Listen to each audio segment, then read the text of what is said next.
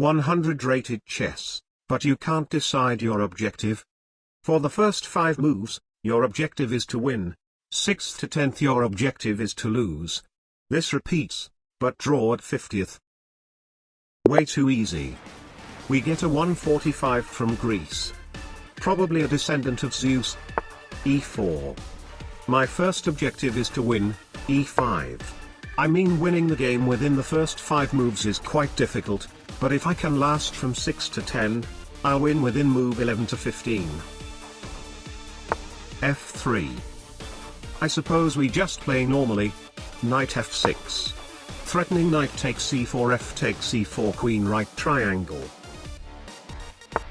He defends it. I can provide another attacker. Bishop e3.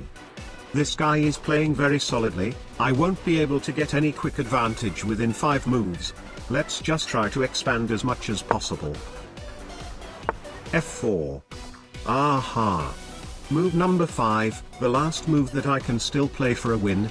D takes c3. F takes c5. Alright, from now I have to play for a loss, and there is no move that can be more suitable for this kind of challenge than king to e7. Some people may say that I could have blundered my queen instead. But no. The goal is to lose the game, not to lose materials, and as far as I can see, losing materials doesn't exactly convert to losing the game. There is absolutely no reason to make my opponent waste his moves on capturing my materials instead of just going straight for my king. If I blunder my pieces, people may say I was just buying tempers to bypass the challenge. I'm not a coward. My king has to be as vulnerable as possible. He takes f6. My king can still move forward. King takes f6. I don't want my opponent to waste his moves on advancing that pawn instead of going for my king.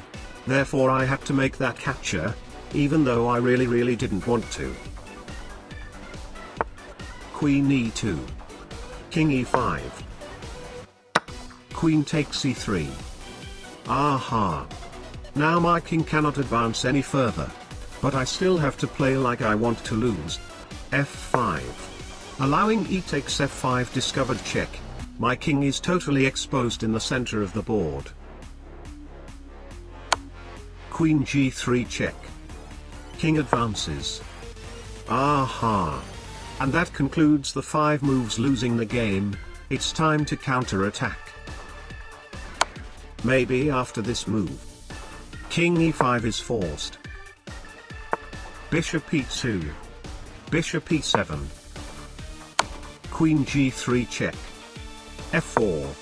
That is already move 13, I only have 2 moves left before disaster strikes again. Maybe this challenge is more difficult than it seems. Never mind. That blunders a woman. Bishop takes g4. Alright, last move of freedom. I'll use this move to buy some tempos. At least now he'll spend 2 moves to capture that bishop. Or he can just move the king. I didn't even know that move exists. King forward. c3. King forward again. In case you are wondering why didn't I go king e3 instead of capturing a pawn, it's once again because I don't want my opponent to waste his moves on useless pawns. My king is already in his territory. The pawns are basically the most useless things right now he can move. I'm helping him by reducing the amount of choices he has. Bishop e2 check. Forward. Knight a3 check. Aha. Now there is king d2 blundering a royal skewer. But since my opponent should be saving his materials for a checkmate instead of trading for my queen, king takes b2 instead. Bishop d1. My king can go forward again, but I obviously shouldn't capture his rook if I'm playing for a loss. There isn't really a bad move here for me. f3 helping him create a safe square for his king. We're back at playing for a win. Queen d2. Please understand that I was playing very late at night. Blunders are totally unavoidable. Bishop a4. Queen to f2. Checkmate in 1.